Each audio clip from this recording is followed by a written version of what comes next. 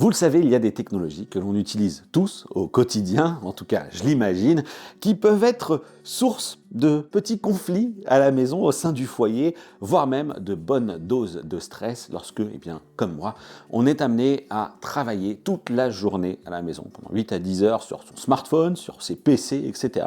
Il s'agit bien évidemment de la qualité de votre réseau Internet. Alors je vais mettre de côté évidemment la partie opérateur, est-ce que vous êtes à la fibre, est-ce que vous êtes encore à la DSL, en bout de ligne ou pas, ça on va mettre cela de côté, et on va surtout se parler de ce qui se passe au sein de son infrastructure réseau. Et oui, je pense qu'aujourd'hui, eh bien, ces mots-là ne sont presque plus réservés qu'aux entreprises, avec le nombre d'objets connectés que l'on a aujourd'hui à la maison sur les différentes plages de fréquences que l'on utilise au quotidien. Eh bien, je pense qu'on peut commencer à se parler d'infrastructure réseau parce qu'aujourd'hui, il est de plus en plus sollicité par nos périphériques, que ce soit les périphériques les plus légers, tels que l'Internet des objets, ces ampoules connectées, jusqu'aux périphériques les plus gourmands, avec les téléviseurs qui streament du contenu en 4K toute la journée, sans oublier évidemment les consoles de jeux qui vont aller chercher des gros volumes de données, sans oublier aussi des ordinateurs sur lesquels, comme pour moi, on va être sujet à créer du contenu en vidéo, à uploader sur YouTube, à partager avec les médias, bref, tout cela. Pour ma part, c'est vrai que ça fait désormais 4 ans que je suis journaliste, tech, indépendant, que je produis des vidéos en 4K qui pèsent plusieurs dizaines de gigaoctets et que je dois comme ça partager sur les différentes plateformes, envoyer également à certaines rédactions. Et depuis 4 ans, c'est vrai que je m'arrache un petit peu les cheveux sur les capacités techniques de ce que j'avais en matière de réseau. La box était totalement saturée dans l'adressage des adresses IP.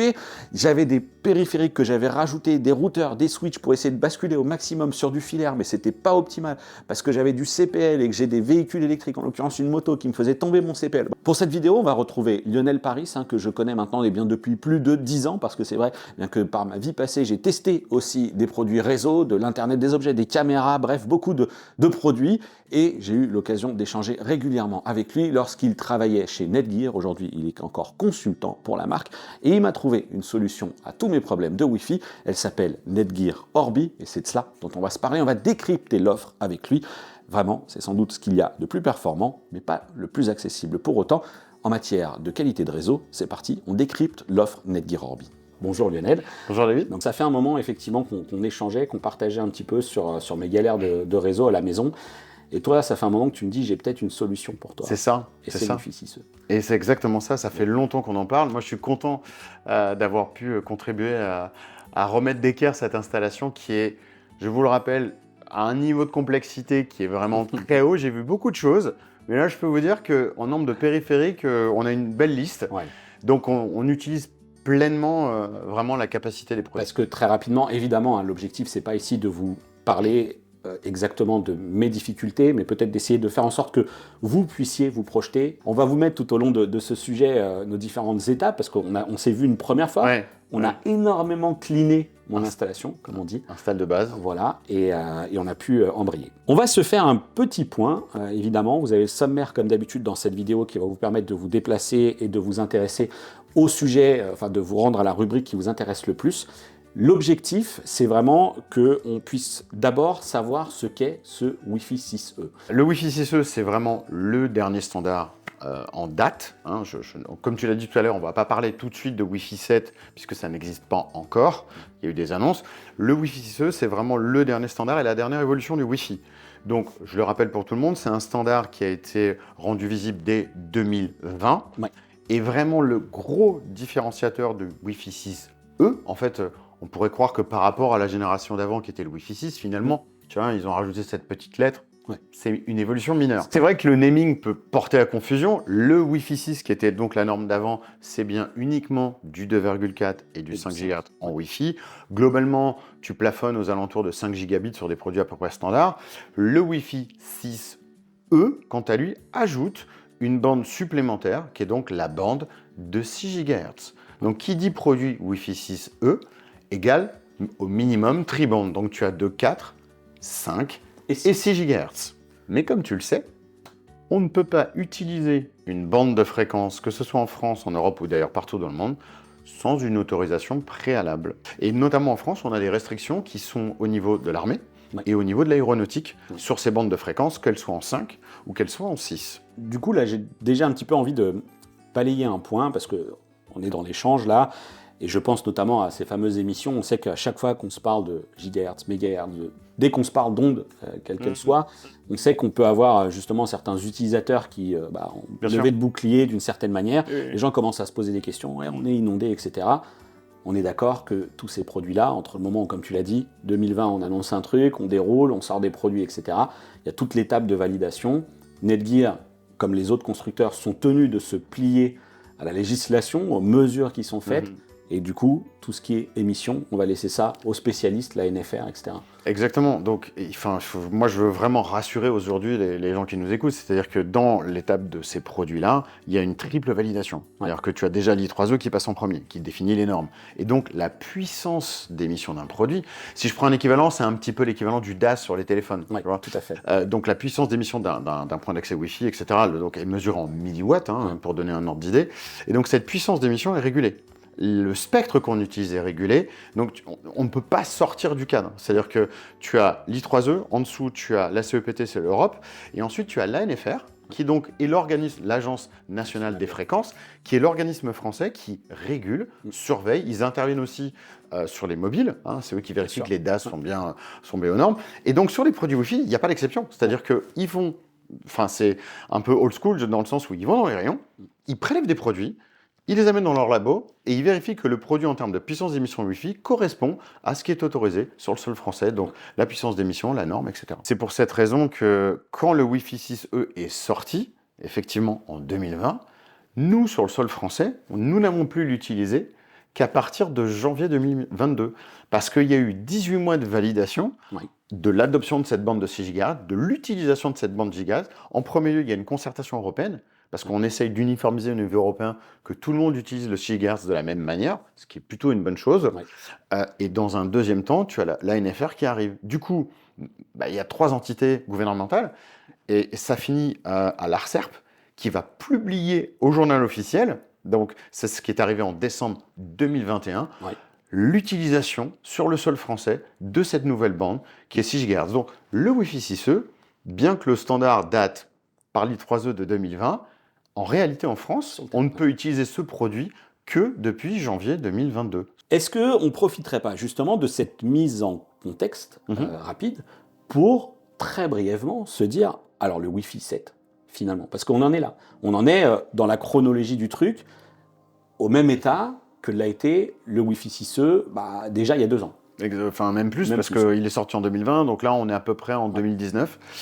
Le Wi-Fi 7, la norme sera utilisable dans le sens I3E en mars 2024. Ça, c'est la réalité. Aujourd'hui, nous sommes en draft à fin novembre, 2.3 pour être très précis.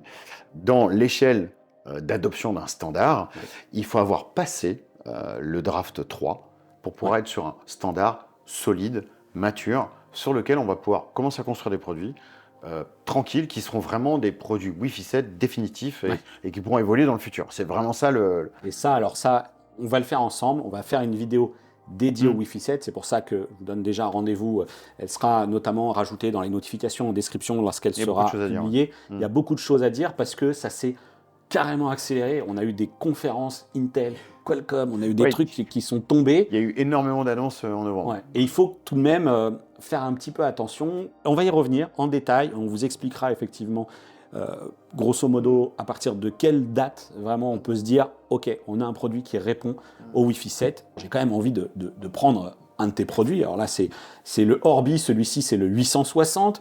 On a un autre 860 qui est là, on a un 960. Regardez, c'est un petit peu les Dalton. Mais il y a quoi à l'intérieur de ce boîtier? Je crois que tu as peut-être même une petite photo pour illustrer un peu ça, parce que c'est vrai que c'est des concepts qui sont un peu compliqués à comprendre. Oups, là, c'était les antennes. En fait, vraiment, le fondamental d'un système Wi-Fi, ce que cherche le consommateur aujourd'hui, c'est d'avoir 2 choses. C'est d'avoir une couverture totale dans son domicile, et je pense que on a un très bon exemple ici. C'est 1, couverture totale, mais 2, débit. Ouais, bien Et sûr. on ne veut pas de compromis, on ne veut pas l'un sans l'autre. Parce que c'est là où la box ne répond pas. Elle va vous donner une couverture qui est assez limitée, on va avoir du mal à monter dans les étages, on va vite s'arrêter sur des interférences sur des murs, et c'est normal, il n'y a qu'un point de départ qui est assez faible. Et de l'autre côté, elle va s'essouffler rapidement, comme tu le disais toi, tu sentais ce phénomène de saturation. Ah, C'est-à-dire ouais. que Ouais, sur les elle derniers, n'arrivait pas à délivrer, voilà.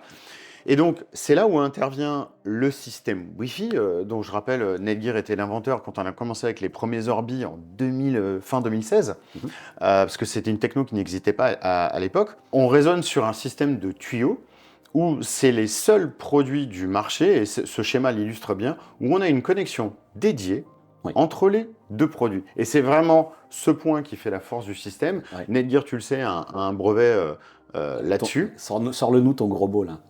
Le, Ton- alors là, j'ai mis ce Dedicated Connection, mais sinon, non, il y en a un autre, il s'appelle Backhaul. C'est en fait l'épine dorsale de votre réseau, et c'est ce qui va permettre on va carrément soulager la box, c'est-à-dire on ne va plus utiliser le Wi-Fi de la box, on va régler le problème à la base, on va connecter le premier Orbi, qui est donc la base, Ouais. à votre box en direct, et ensuite, on va monter à l'étage, aller mettre la deuxième ou dans un bureau, ou dans un garage déporté, etc. On va mettre le deuxième ou troisième ou quatrième satellite.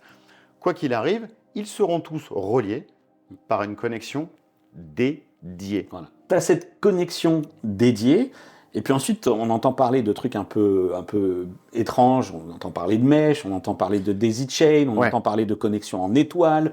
Un système Wi-Fi, par définition, ne fait pas forcément du mesh ou une adaptation du mesh. Il faut savoir que le mesh, c'est un peu un nom, malheureusement, c'est un nom fourre-tout. Beaucoup Ouais, de constructeurs se sont mis dedans. Ouais, exactement. C'est ce qui a permis, grosso modo, à un instant T, de de- catégoriser le truc. Et puis aussi de relier toutes les marques sur une seule et même techno, parce qu'il y en avait qui étaient du Wi-Fi, d'autres du mesh, des choses un peu différentes. Mais le mesh, à l'origine, pour ton information, c'est une techno entreprise. Ouais. C'est-à-dire que si tu te remets sur un plateau de 350 mètres carrés, par exemple, tu mets des points d'accès Wi-Fi au plafond, bien évidemment, et tu veux que ces points d'accès Wi-Fi communiquent entre eux, bien sûr, mais surtout, tu assures un niveau de sécurité. Donc le mesh, c'est une techno entreprise où ils sont tous interconnectés entre eux, et s'il y en a un qui tombe, les autres prennent le relais. Ouais. Ça, c'est la force du mesh. Et normalement, un vrai système mesh au sens du terme, c'est 3 produits.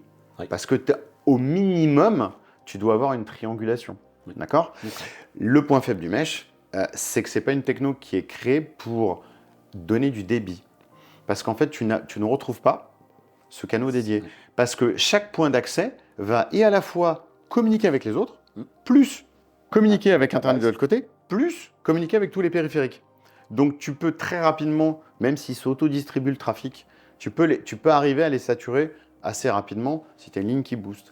Et c'est pour ça que Netgear a répondu à cette problématique en disant oui, on fait un équivalent du mesh, sauf que nous, on va garder un lien privilégié dédié entre les Orbi, que toi, tu ne vois pas, qui n'est pas accessible, Qui est un réseau masqué. qui est un réseau maxé. Tu sais que ça se passe parce que tu le vois dans l'application, mais aussi dans l'interface.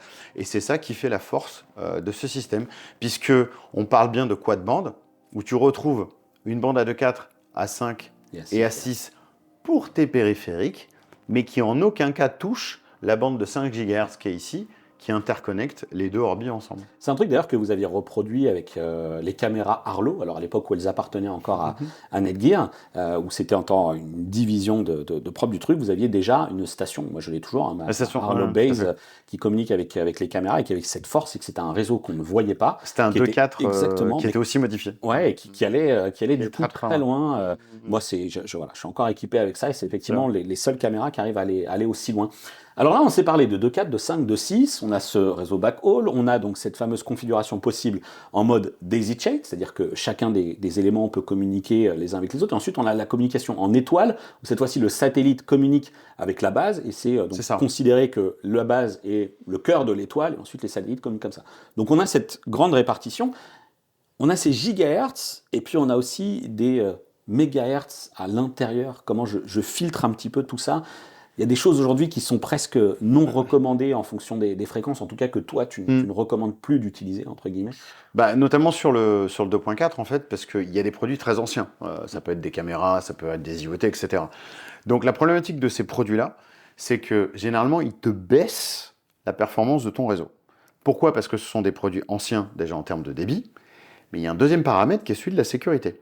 Oui. Parce que tu sais aussi que ces anciens produits, forcément, n'ont pas évolué. Alors, quand je dis IoT, c'est l'Internet des objets, si c'est pas clair pour tout le monde. Ça peut être des ampoules connectées, ça peut être des caméras, Ouais, des serrures connectées. ça peut être des serveurs connectés. Enfin, ça peut être toute une série de produits dont le débit n'est pas la clé. Ce qu'ils ont besoin, eux, c'est d'avoir un côté instantanéité. Ouais. Ils envoient quelques bits, mais il faut que ça aille très vite. Et généralement, c'est des produits qui évoluent peu dans le temps. Tout à fait. Il n'y a pas de mise à jour de Malheureusement, firmware, elles sont- il n'y a elles pas de sont peu suivi. suivies. Ouais. Au niveau des normes de Malheureusement. sécurité, c'est là où le bas blesse. Et donc, ces produits-là avaient tendance à te plier un peu ton réseau Wi-Fi parce que tu sais que dans un réseau Wi-Fi, malheureusement, c'est le plus petit dénominateur Exactement. commun. Qui pourrit le reste. Ouais, exactement. Je me permets de Ouais, non, c'est ça, c'est vraiment ça.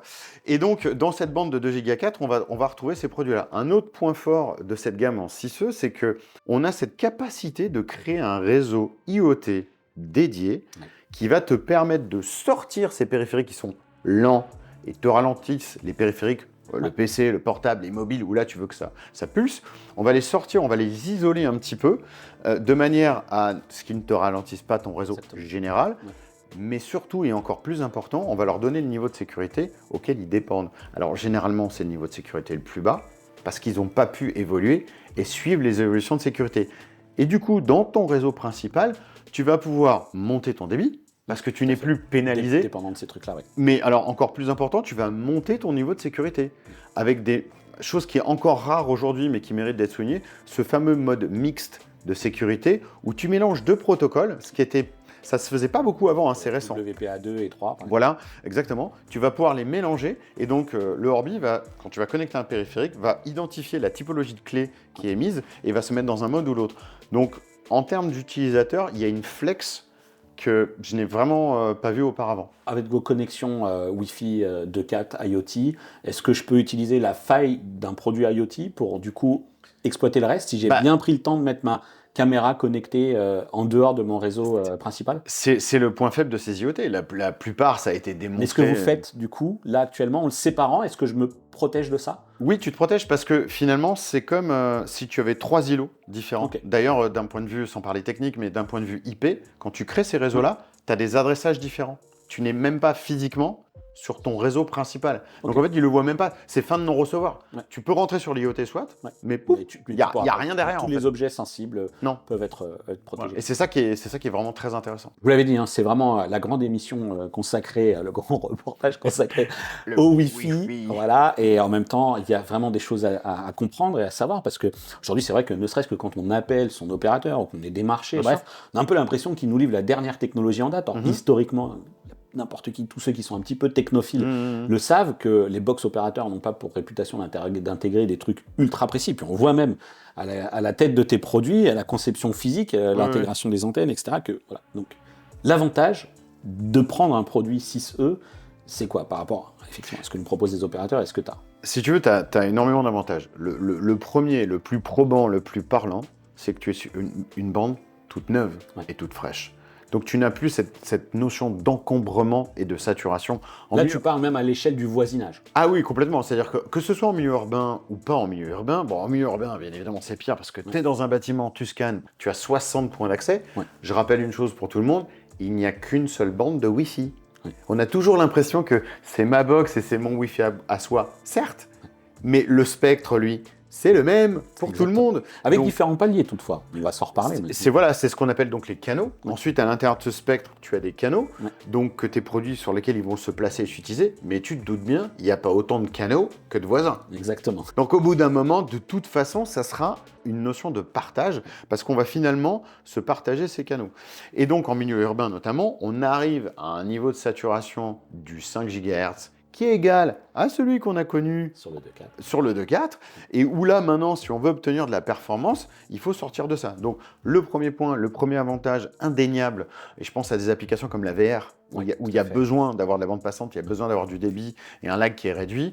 Le 6, la bande de 6 GHz, et donc le Wi-Fi 6E, est un apport indéniable. Ensuite, donc ça c'est le premier point, tu sors, c'est frais, c'est dégagé. Le deuxième point, c'est la manière dont ça fonctionne, c'est-à-dire que les débits, tu vas les obtenir en utilisant des canaux. Donc, on revient sur ces fameux canaux. Historiquement, ils faisaient 80, voire 40 MHz. Et donc là, ils font le double. Ils font 160. Donc, tu as une taille de canal sur laquelle tu vas circuler, une autoroute d'information qui est 2 fois plus grande. Le troisième point, c'est ce que j'appelle un petit peu la pression que tu mets dans ces tuyaux, dans cette autoroute. C'est ce qu'on appelle la modulation QAM. Bon, bah là, c'est pareil. On va passer de l'ancienne norme en 256, où là, elle va passer en 1000 QAM. Donc, on va mettre encore plus de pression dans ces tuyaux, qui sont eux-mêmes encore plus grands, sur une bande qui est complètement dégagée. Résultat des courses, un mobile compatible Wi-Fi 6E, c'est 2,4 gigabits de connexion qui fonctionne et qui est utilisable. Ouais. Bon, écoute, je pense qu'on peut commencer à spoiler. Moi, j'ai effectivement le Galaxy Fold 4 de Samsung. Et c'est vrai que, en fait, ce qui est quand même réjouissant, je vous le dis, c'est comme on dit, de maxer sa connexion. C'est-à-dire que j'ai une connexion fibre 1 giga. J'ai même appelé mon opérateur pour lui dire finalement, vous n'avez pas mieux parce que là, je pourrais aller à 2 giga 4 depuis. Et en fait, c'est vrai que je suis au max sur le smartphone.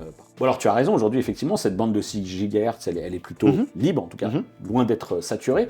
Mais les périphériques vont quand même arriver en masse. Même du 7, on l'a dit tout à l'heure. Mais comment les produits de chez Netgear sont armés déjà pour passer à cet équipement? C'est là où je reviens sur cette notion qui est très importante, qui est le quad band. Parce qu'en fait, le Orbi Wi-Fi 6E, c'est donc le premier système Wi-Fi, et il n'y a pas de concurrence à l'heure actuelle, qui est quad band. Donc, pour parler en termes de débit, chaque boîtier Orbi est capable de délivrer 11 gigabits de Wi-Fi en cumulé. Donc, ça laisse déjà un peu de quoi...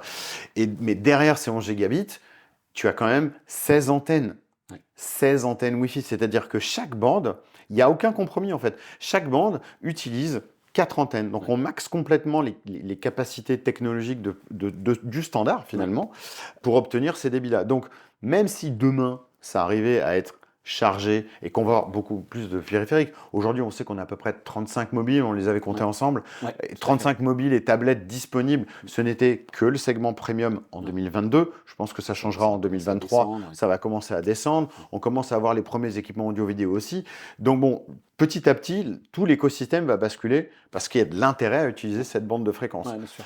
Par contre, un point qu'il faut quand même préciser, parce que le 6 GHz ne va pas résoudre en tant que tel, tous les problèmes de connectivité. Tu ramènes tes produits, alors j'en veux pas. Non, si je prends un parallèle aujourd'hui avec les box, la promesse d'un opérateur qui est de dire « Oui, voilà, tu le disais tout à l'heure, on vous donne une box, dernier cri, elle est Wi-Fi 6E, etc. » En fait, le fait de changer sa box d'une ancienne génération vers une nouvelle génération ne va pas te donner plus de couverture Wi-Fi à la maison, parce que je rappelle que plus on va monter haut dans le spectre Wi-Fi, moins la portée va être bonne, parce que ton spectre va avoir du mal à traverser les obstacles et les murs et les différentes surfaces.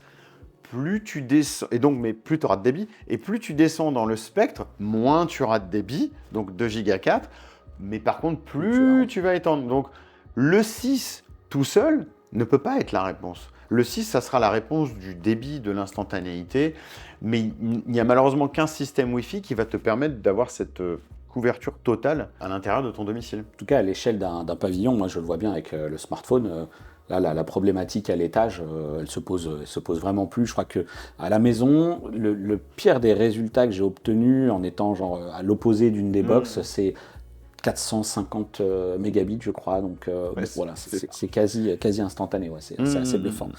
Lionel, depuis tout à l'heure, on se parle du Wi-Fi 6E, parce que c'est vrai que c'est un petit peu la solution qui a été optimale et qui a répondu aux besoins que j'ai chez moi, mais on n'a pas tous les mêmes besoins, et pour ça, vous avez une gamme, justement. C'est clair, et c'est vrai que toi, tu étais vraiment dans le cas de figure où il y avait ce besoin de couverture de puissance. On en a mis 3, puis même après, on en a mis 4. Donc, mais quelque part, il y a beaucoup de gens dont c'est la demande, couvrir des surfaces énormes. Maintenant, si je pars en milieu urbain, on sait très bien que la problématique n'est pas forcément cette couverture Wi-Fi, mais plutôt ce besoin de débit, ce besoin de stabilité, d'instantanéité. Et donc là, les systèmes Wi-Fi Orbi, mais Wi-Fi 6, pas besoin d'aller jusqu'au 6E, peuvent quand même répondre à cette demande. Et donc là, avec la gamme 860, on va avoir toujours pareil cette intelligence du système Wi-Fi qui va lui aller chercher des canaux un petit peu plus élevés dans le 5 GHz que le standard. Ça va permettre de sortir, en fait, si tu veux, de cette zone très congestionnée, puisque je le rappelle, en plus, c'est un peu l'itinéraire bis de l'Internet. C'est ça, non mais c'est vraiment une belle façon de le dire, parce que j'allais dire, toutes les box, malheureusement, ont la même config. Ouais, et puis surtout là où ton Orbi le fait tout seul, même si on peut aller le forcer manuellement, lui dire ok, va plutôt me chercher les fréquences hautes, dans une box opérateur avec des interfaces déjà qui sont pas franchement toujours très accessibles, etc., préfaites pour, etc. Il faut vraiment aller mettre la main dedans. Il n'y a pas le même niveau d'intelligence, en tout cas, voilà.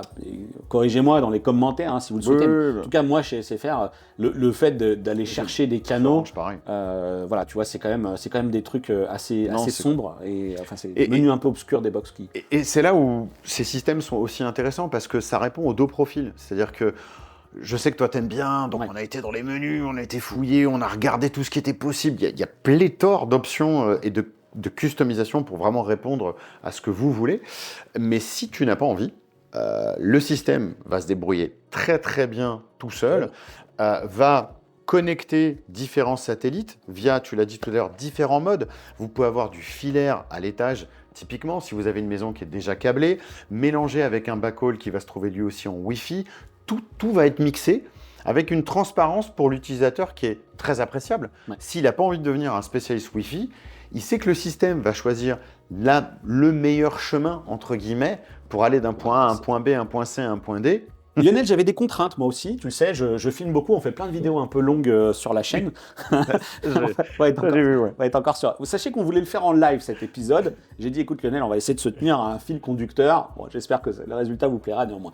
On va sortir un tout petit peu de cette notion de Wi-Fi. Et je vais te parler de filaire. Oui. Parce que j'avais besoin de transférer des gigas et des gigaoctets de backup sur des NAS. Et ce genre de choses. Et là-dessus aussi, ça a beaucoup progressé sur ces Orbi-là. Et là, je dirais qu'au-delà de la partie couverture, toi, tu as vraiment une demande qui est liée à ce que tu fais, à ta profession, qui est créateur de médias. Et donc là, effectivement, NAS, PC, on a du 10 gigabits sur ces produits-là, donc on a besoin d'avoir du débit. Mais malheureusement, aujourd'hui, les produits Wi-Fi ont peu ou très peu de ports au-dessus du gigabit. C'est vraiment extrêmement rare.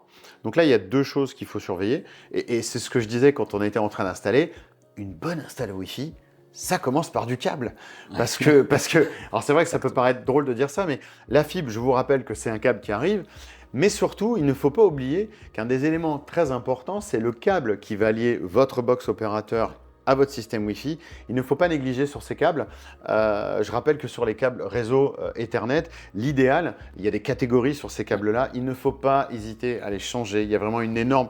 Tu l'as vu, c'était clair, net et précis. Il y a une énorme différence entre un câble qui traîne, qui est la plupart du temps un catégorie 5, un 5E. 5E, j'en ai. Alors, je vous rappelle que le 5.5e, ça ne supporte pas le gigabit. Normalement, il faut être au 6. Enfin, le E est censé supporter, mais je n'ai jamais vu faire de miracle. Ça, c'est le premier point. Le deuxième point, dans une install audio-vidéo, et je pense que beaucoup d'entre vous en ont des jolis, il est très important de parler du blindage du câble. Et donc là, il y a une norme, parce que c'est au-delà de ta catégorie. Je rappelle que ce n'est pas parce que ton câble est catégorie 7 qu'il est doublement blindé. C'est deux choses différentes. Ce que tu appelles doublement blindé, c'est qu'on a un blindage extérieur du câble et un blindage sur les paires. Chacune des paires. Parce qu'il y a donc 8 câbles à l'intérieur d'un câble réseau. Chaque paire est isolée et blindée, plus le câble lui-même. Ça s'appelle catégorie 7 SFTP. Voilà, exactement. Ce que j'ai dû acheter, alors à juste titre, hein, c'est très bien. Finalement, c'était relativement abordable entre guillemets. Oui, non, donc, ça je va. vous mettrai des liens d'affiliation dans la description vers une célèbre boutique de vente en ligne. Hein. Ensuite, vous en ferez ce que vous voulez, mais en tout cas, vous aurez déjà une idée de quoi acheter, parce que c'est vrai que là, j'ai un tout petit qui m'a servi notamment à relier mes switches, etc. et à mes produits IoT. Aujourd'hui, c'est des câbles qui restent, comme tu l'as dit, accessibles. C'est plus le prix dont ils étaient il y a quelques années. Et il y a toutes sortes de couleurs, toutes sortes de longueurs. Parce que ça ne sert à rien d'avoir des câbles trop longs il faut juste avoir la bonne taille. C'est comme les câbles HDMI. Surtout que c'est un peu chiant, parce que quand ils arrivent tout neufs, là, l'effet serpentin, c'est un truc à s'arracher les cheveux. Ok, donc là, tu as évoqué un truc un petit peu trop rapidement, selon moi. Tu as dit, ouais, ces produits, ils sont 10 gigabits. Oui. Okay. Mais donc, c'est vrai qu'il y a un petit point de détail qui est très important. C'est qu'aujourd'hui, nos box ont tendance, et nos lignes fibres ont tendance à aller beaucoup plus qu'à 1 gigabit. On sait bien, les offres fibres se démocratisent en France. Ce qu'on a tendance à oublier, c'est que pour pouvoir utiliser la quintessence, et comme tu le disais tout à l'heure, j'arrive à maxer ma ligne. Oui, parce que tu es en 1 giga, donc on va dire que c'est relativement simple. C'est presque facile. Entre guillemets, avec ces produits-là, parce qu'ils sont conçus pour aller à 10 fois plus vite. C'est-à-dire que la connectivité Internet de ces modèles Orbi va jusqu'à 10 gigas. Donc là, vous êtes prêt pour les 6 prochaines années, parce qu'avant qu'on ait des connexions au-delà du 10 gigabits, il va falloir changer aussi l'infrastructure fibre, parce que celle qui est actuellement aujourd'hui va arriver à saturation. Donc là, je rentre avec mon câble réseau depuis ma box. j'ai un câble 10 gigabits et sur les 4 ports Ethernet, là, sur la Oui. partie qui est brandée routeur, Voilà. j'ai 2 giga 5. Voilà, donc sur la gamme 860, on est sur du 1 giga. Donc tu Ok. as une entrée en 10 gigabits pour ta box D'accord. et tu as 4 ports réseau gigabits Ok. pour tes différents périphériques. D'accord. Sur la gamme 960, puisqu'on parle des différences entre les deux, c'est là où ça change, on retrouve ce port en 10 gigabits. Ouais. On retrouve en supplément le port à 2,5 gigabits qui va te permettre de connecter un NAS ou un Oui, PC tout à fait. ou un autre périphérique. Et tu retrouves aussi tes 3 ports en gigabits. Donc là, tu te retrouves finalement avec le meilleur du Wi-Fi, mais aussi le meilleur du filaire, parce que c'est comme si tu avais un switch multi-gigabit intégré dans ton produit, alors que logiquement, il faut les mettre à port. Il faut savoir que les box de dernière génération, celles qui sont Wi-Fi 6E, moi je les trouve très intéressantes, Ouais. non pas pour la partie Wi-Fi, on en a parlé, mais pour la partie filaire. Parce que ce sont elles, et uniquement elles, qui vont pouvoir elles commencent à sortir en 10 gigabits. Oui. Donc tu as des ports qui vont te permettre de relier vraiment ton exploser. système Wi-Fi, et là on a zéro perte avec un câble catégorie 7, on récupère le flux à 100%. Et alors, ce qui est très intéressant, c'est qu'en fait, dans l'une de mes... Alors, on va revenir un petit peu sur la petite anecdote personnelle, mais moi, j'ai une maison qui a été construite avec le câblage réseau, une maison aujourd'hui qui a plus de 10 ans, et c'est vrai que dans les câbles qui sont dans les murs, c'est pas du multigig. C'est tout simplement, au mieux, ça va être peut-être un catégorie 5E ou quelque chose comme ça. Et là, ce que ça m'a permis de faire, c'est que j'ai ma box qui est directement reliée à la base qui arrose le boîtier, le satellite Orbi qui est dans le bureau. Et du bureau, j'arrive donc effectivement avec cette connexion optimale. Du bureau, j'ai branché mon PC à la prise 2,5 gigabits avec une carte PCI Express que j'ai rajouté au PC. Et c'est vrai que là, dans mes taux de transfert, en fait, il faudrait que je reprenne mes mesures, mais en tout cas, c'est assez redoutable. Donc, c'est aussi un conseil qu'on peut donner. C'est-à-dire que, C'est clair. voilà, on est en phase de remplacer un réseau filaire domestique un petit peu daté. On peut miser sur le sans-fil pour se recréer des réseaux filaires dans ces pièces, quoi. C'est clair que, et encore une fois, je reviens à ce point-là, et c'est ça qui fait toute la différence, parce que finalement, le Orbi, le satellite qui est dans ton bureau, lui, au bout d'un moment, de toute façon, bon, quand il est en local, c'est un switch à part entière, Exactement. NAS, PC, Pas de sujet. aucun problème. Ouais. Et tu l'as vu, on a du débit, ça roule. Mais c'est surtout quand on va aussi avoir besoin d'accéder à l'extérieur ou de bouger du contenu, même lui est capable de faire plus de 2,5 donc que la capacité de ton port filaire. Exactement. Et c'est là où ça devient, ce tuyau est d'autant plus important qu'il véhicule l'intégralité du trafic en fait. Et là, on va pouvoir bientôt couper les câbles, même si, comme tu l'as dit, on part d'un câble, on redistribue, et là, moi en tout cas, dans mon cas de figure, ce backhaul, cette connexion dédiée, fait mieux que ma connexion filaire. Mais il y a d'autres petites choses qui existent, hein, ce genre de toutes petites cartes là, Tout à fait. pour faire évoluer cette fois-ci la partie PC portable. C'est ça. C'est assez simple à faire en plus, bien souvent en tout cas. Mhm. Et voilà, qu'est-ce que je choisis si je veux faire évoluer mon PC portable vers du 6E pleine balle? Si tu veux, l'intérêt de ça, c'est que c'est un standard. Le connecteur qui est ici, ça ressemble à s'y méprendre à du M2, mais c'est pas les mêmes pinoches, juste pour différencier la partie SSD de la partie Wi-Fi. Et donc là, on tient une carte de chez Intel, donc, qui est très connue pour faire ce genre de solution depuis des années. Et donc là, c'est le modèle AX donc 210, donc c'est un produit donc Wi-Fi 6E, d'accord, qui est tout à fait standard et qui a la particularité de fonctionner avec n'importe quel type d'ordinateur. Normalement, on est tout à fait capable, à partir du moment où l'interface est accessible, on va pouvoir retourner son PC, dévisser et juste vraiment défaire les deux connecteurs d'antenne. Moi, je vous réserve une vidéo pour l'installation de ces petites cartes. Il y a deux connecteurs minuscules, il faut faire très attention, ça se casse très facilement et là, vous perdez vos antennes en fait. Si, je mettrai quelques liens vers la 210. Alors, la 210 est très universelle, c'est-à-dire qu'elle n'est pas liée à une infrastructure Intel, elle fonctionne sur toutes les machines. Tu as un autre modèle qui s'appelle la 211, qui utilise quelque chose chez Intel qui s'appelle le Zenvio, c'est même passé en génération 2 récemment. Et donc là, ils ont fait quelque chose de très intéressant, c'est-à-dire qu'ils ont enlevé toute la partie CPU de cette carte pour ne laisser que le RF, sachant qu'il y a un lien direct de ce port au CPU. C'est ça doit être la fameuse couche du Deep Link, je crois qu'ils appellent ça comme ça, où ils ont ça déjà sur l'Intel Arc avec les cartes graphiques, ils ont déjà des optis entre pros, GPU. Tout à fait. Et donc ça existe depuis la 10e gène. Donc le Zenvio, c'est connu. Et donc, autre innovation qui est un petit peu passée inaperçue, mais qui est, je trouve, majeure, il y a une autre version de cette carte, qui est donc la 411, qui est donc dual band. Ouais. Alors ça paraît comme ça anodin, Ouais. mais c'est la toute première fois qu'un PC portable va être capable de fonctionner et à la fois en 2.4 et en 5, ou en 5 et en 6, ou en 2.4 et en 6. Donc on va faire du dual band, c'est de l'agrégation de canaux Wi-Fi sur ton ordinateur portable, dans un budget qui est à moins de 50 €. C'est vraiment l'upgrade que je recommande. Il y a aussi des modèles, il y a 2 modèles de chez Qualcomm. Alors l'avantage chez Intel, c'est qu'on a les versions Intel d'un côté, 3 cartes, et j'ai exactement les mêmes de l'autre côté Killer. Qui est une marque très connue dans le gaming, qu'Intel avait racheté il y a quelques années, et qui maintenant qui est sous bannière Intel. Et c'est pareil, on installe la carte, même format, tout pareil, on met les drivers à jour. Alors Killer, bien évidemment, il y a une suite logicielle un peu plus cossue, tu as des paramétrages que tu peux faire au niveau gaming, priorisation, etc. Et c'est vrai que ça suit plutôt bien sur les updates, et on voit des trucs, alors de voir sa machine se connecter en 2 Go 4, c'est ah oui, c'est assez somptueux. C'est clair, c'est vraiment c'est clair, très, il y a du...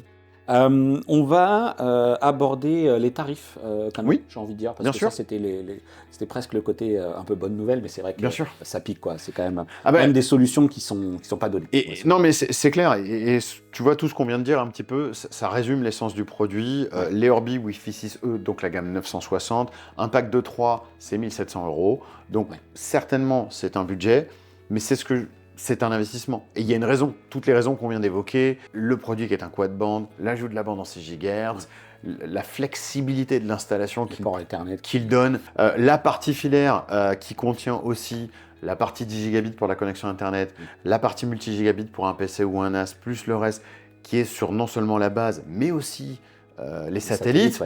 Enfin bon, voilà, y a toutes ces couches s'ajoutent finalement, la techno d'antenne, les 16 antennes, qui effectivement déclenchent ce facteur premium, mais qui finalement dans certains cas de figure est nécessaire. Tout le monde, comme on l'a dit tout à l'heure, n'a pas besoin de ça. À partir du moment où on est en milieu urbain, il y a son petit frère, donc la gamme 860, qui n'est plus Wi-Fi 6E et qui n'est entre guillemets que Wi-Fi 6. Bon, je vous rassure, hein, 6 gigabits de Wi-Fi par borne, donc dans un pack de 3, ça fait quand même déjà 18. Il y a largement de quoi faire. On retrouve aussi cette connexion en 10 gigabits pour la partie de la box. Mais là, la bonne nouvelle, parce que autant ces modèles-là démarrent avec des packs de 3, puis on peut rajouter des satellites. Ici, c'est assez flex, dans le sens où on peut démarrer avec un produit.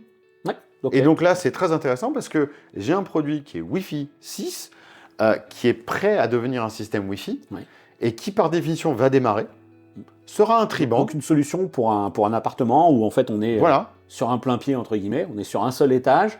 Je coupe le Wi-Fi de ma box, je dis voilà, ça j'en veux plus. Je mets ça derrière, je choisis ça. J'utilise une application, je retrouve l'utilisation d'un tri-band, ça respire tout de suite, de toute façon vous allez voir la différence.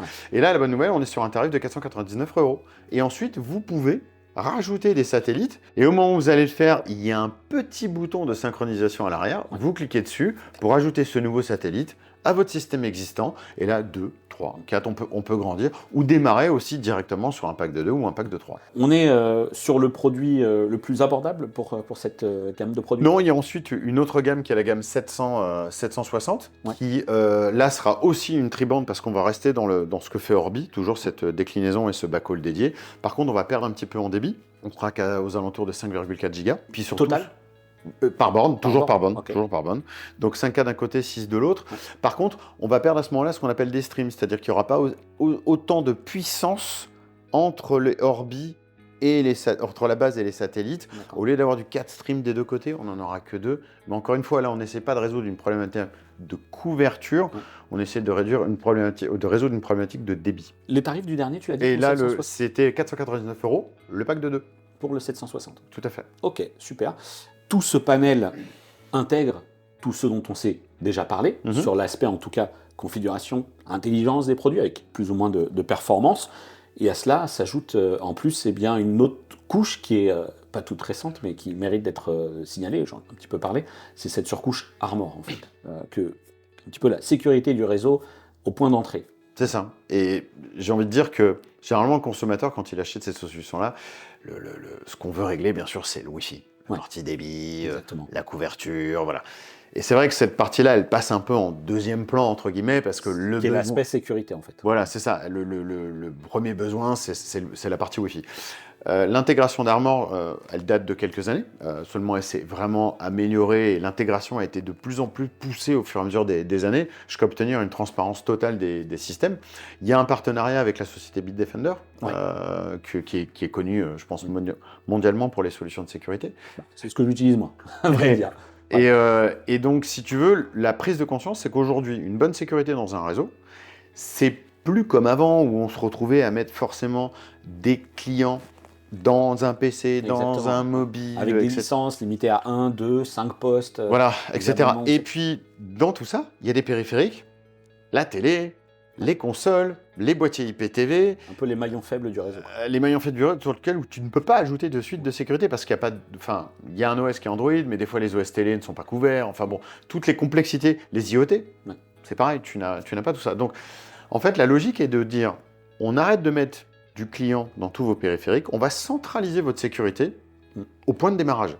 Et donc, sur la base Orbi, puisque c'est elle qui arrive juste en sortie de ta box, on intègre la couche de Bitdefender, toute la détection d'intrusion, la partie sécurité, la partie firewall, enfin la totale, qui est accessible et utilisable de la même manière à travers l'application, sans avoir à changer d'application. Si tu te souviens au début, on devait changer d'application. Maintenant, c'est intégré dans ton application Orbi, tu n'as plus besoin de sortir. La bonne nouvelle, c'est que au-delà de ces fonctions de sécurité traditionnelles, il va te scanner ton réseau et l'intégralité de tes périphériques, il va te donner une note de sécurité. Ça, c'est pas mal. Et il va te dire, voilà, aujourd'hui, avec tout ce qu'il y a dans votre installation, je vous donne 60 sur 100. Mais le point fort, c'est qu'il va te dire aussi comment aller de 60 à 100.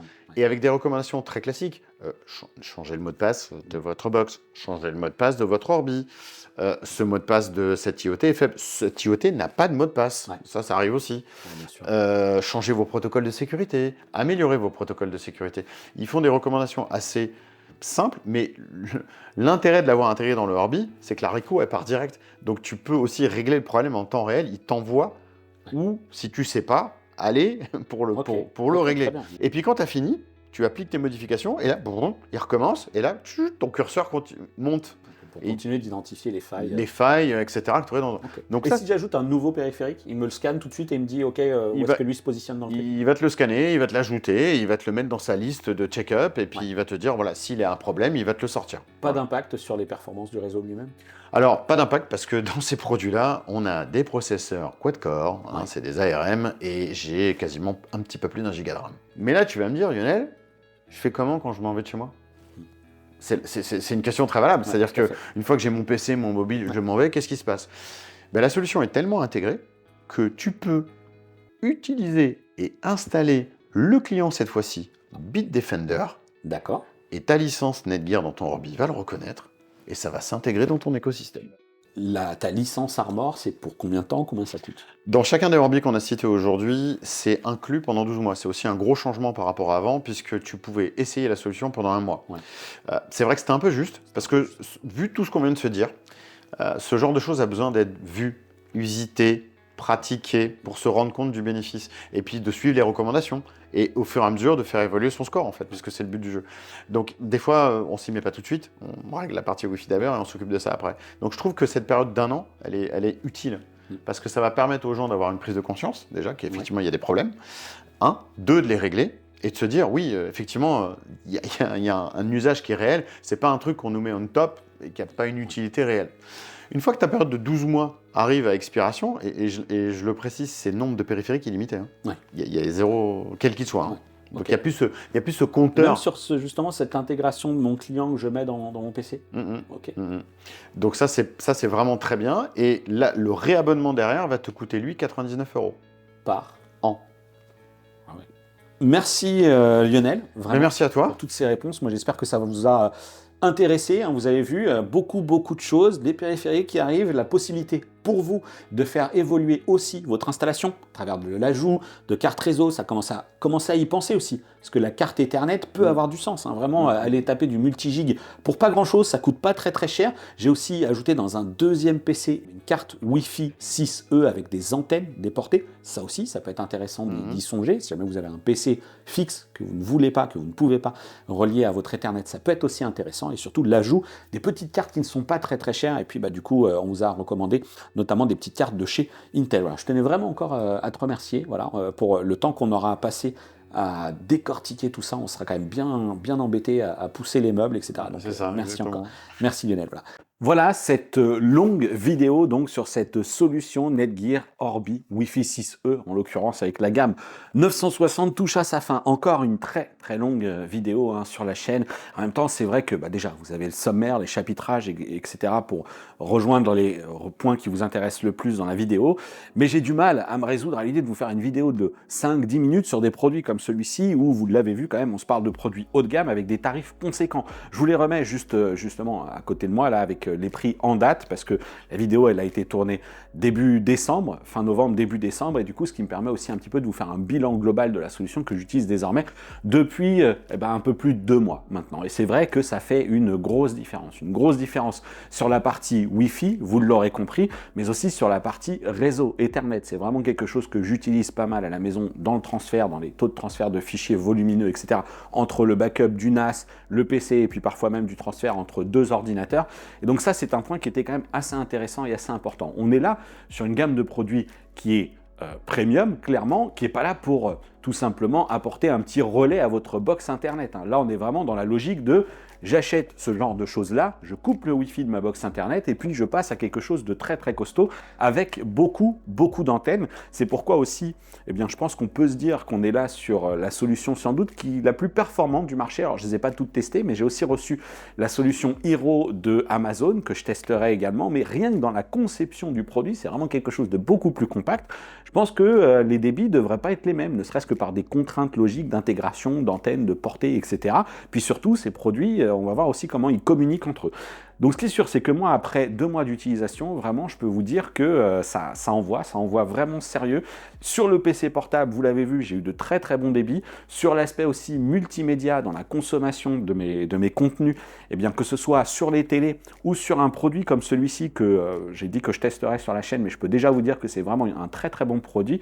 Il s'agit de la Fire TV Cube d'Amazon, qui est un produit avec du Wi-Fi 6E à l'intérieur, mais encore une fois, vous le voyez, c'est tout petit. Donc là aussi, dans l'intégration des antennes et de nombre d'antennes, j'ai assez peu d'infos là-dessus, mais on ne va pas être sur quelque chose d'optimal, mais en revanche, on est déjà sur quelque chose qui promet des bons débits avec une instantanéité en Wi-Fi qui est assez redoutable, vraiment. J'ai l'impression presque de naviguer dans des contenus en local, comme s'ils étaient directement stockés sur une clé USB ou un disque dur. Donc ça, c'est vraiment un des points aussi importants. L'autre bilan et point intéressant que je peux faire sur les performances de ce réseau, elle va être cette fois-ci sur une autre de mes utilisations, j'ai envie de dire, quasi quotidienne, que ce soit quotidienne de testeur, joueur ou tout simplement d'utilisateur de la réalité virtuelle avec des casques, effectivement.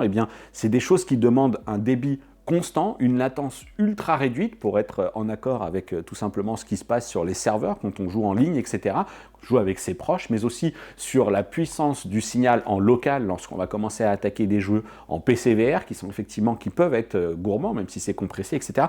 D'avoir une bonne stabilité dans les titres, c'est effectivement super important. Le cloud gaming, évidemment, je vous en parlerai aussi sur la chaîne, mais au moment où j'enregistre, je suis en train de tester la toute nouvelle version du GeForce Now dans sa version ultime, avec l'accès aux cartes RTX 4080, etc. Et je peux vous dire que les premiers résultats déjà sont aussi excellent. Donc là aussi, la qualité de ce réseau Wi-Fi va avoir une importance. Encore une fois, vous avez vu les prix s'afficher, vous avez eu toute cette vidéo pour comprendre que vous pouvez basculer sur du Wi-Fi 6E ou basculer sur des solutions Wi-Fi 6 qui seront plus performantes que votre box dans la mesure où vous allez pouvoir en disposer plusieurs dans la maison. Privilégiez vraiment peut-être plusieurs boîtiers si vous avez une maison à étage, etc. plutôt qu'un seul. Évidemment, vous pourrez compléter l'offre. Si vous avez plutôt un domicile en plein pied, là aussi, peut-être qu'un seul boîtier peut suffire, ou alors juste 2, ne serait-ce que parfois aussi pour vous déporter un petit peu cette liaison Ethernet dont je parlais, qui était intéressante. J'espère vraiment que cette vidéo vous aura plu. Encore un bon gros morceau. N'hésitez pas à vous exprimer dans l'espace commentaire. Si la vidéo vous a plu, le petit pouce qui va bien, qui motive et qui fait vraiment du bien, surtout aussi à l'algorithme, et c'est très important. Pour la pérennité de cette chaîne, c'est une vidéo qui m'aura demandé vraiment beaucoup de temps dans l'installation, beaucoup de temps dans les échanges, dans la préparation, dans le montage aussi. Donc n'oubliez pas cela. Vous, évidemment, si la vidéo ne vous a pas plu, eh bien exprimez-vous également, mais surtout dites-moi pourquoi dans l'espace commentaire. N'hésitez pas aussi à retrouver dans la description le lien vers notre groupe de discussion Discord. Et également, si vous souhaitez me soutenir, eh bien, vous retrouverez là aussi différents liens, cette fois-ci, qui vous permettront d'acheter les produits. Je vais voir si je mets que de l'Amazon, s'il y a aussi des produits disponibles à la Fnac, etc., en fonction de vos préférences. Mais ce sont des liens qui vous mèneront donc vers les câbles de catégorie 7, Ethernet, etc., mais aussi vers ces solutions Netgear, Orbi. Alors attention, c'est très sympa si vous acceptez de me soutenir avec ces liens d'affiliation, mais regardez ce qui se passe sur le site du constructeur, parce que vous l'avez vu, il y a des promos qui peuvent être faites aussi avec 10% de remise sur la création d'un compte, etc. Donc privilégiez évidemment le bénéfice pour vous avec le meilleur choix de la solution. N'hésitez pas si vous avez d'autres questions. Les réseaux sociaux, vous les avez vus s'afficher également, et sachez qu'on va revenir très vite avec Lionel pour vous parler cette fois-ci du Wi-Fi 7. Oui, on a aussi tourné une autre vidéo assez conséquente sur ce sujet-là, parce que le Wi-Fi 7, on va s'en reparler plus ou moins bientôt, j'ai envie de dire, mais nous, on va déjà décrypter un petit peu tout ce qui s'est passé autour de cette nouvelle norme Wi-Fi. Je vous dis à bientôt pour une prochaine vidéo, et d'ici là, portez-vous bien. Ciao!